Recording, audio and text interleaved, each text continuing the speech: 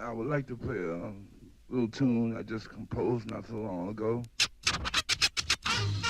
Miss Billie Holiday.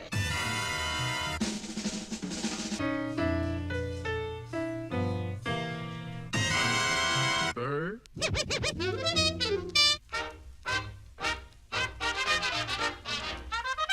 The music called jazz.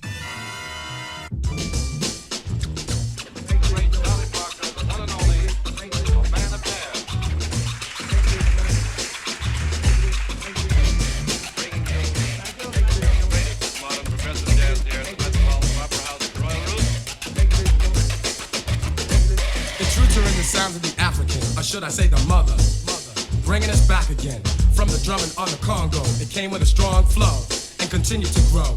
Feet moved to the beat of the tabalo that gave the story and follow. For then it landed on American soil. Through the sweat, the blood, and the toil. It praised the Lord, shouted on chain gangs. Pain they felt, but it helped them to maintain. Scott Joplin's rags, Bessie Smith blues, St. Louis blues. They were all the news, ringing smooth in all the listeners' ears, fulfilling the needs and planting the seeds of a jazz band.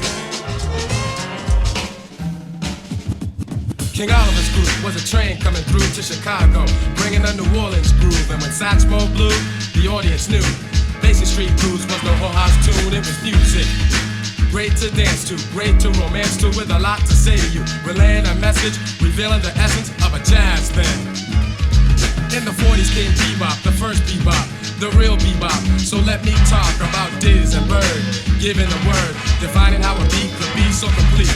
Playing with ferocity, thinking with velocity, about ornithology or anthropology, and even epistrophy. And this is real history, Thelonious Monk, a melodious thump. No mistakes were made with the notes he played. His conception was recondite, a star glowing bright among dim lights. The critics did cite that he sounded alright. Charlie Mingus, such nimble fingers, dropping the bass all over the place. And Max Roach, cymbals socking, bass drum talking, snare drum rocking, restructuring the metaphysics of a jazz thing. That's who we'd like you to feel that you've just walked in. You've been seated at the table and now you're ready to listen to John Coltrane, a man supreme. He was the cream, he was the wise one, the impression of Afro blue and of the promise that was not kept. He was a giant step. And there was Ornette Coleman, he was another soul man, the original invisible, playing great music. I wonder why the bankers couldn't use it.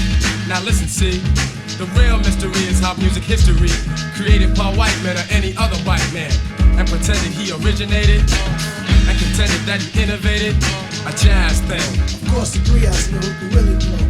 Scheming on the meaning of a jazz thing.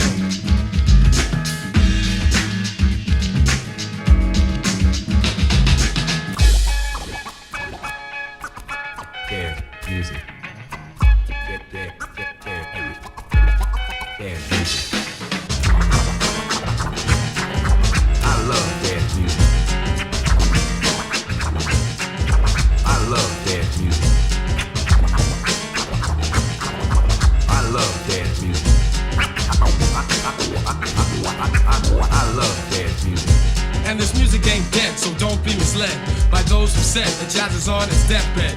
Cause when Betty Carter sings a song, ain't nothing going on but simply good music, and you won't refuse it. She's taking her time making the nuances rhyme. Sonny Rollins, tenor saxophone with a big old tone, reciting poems with notes as words. And haven't you heard?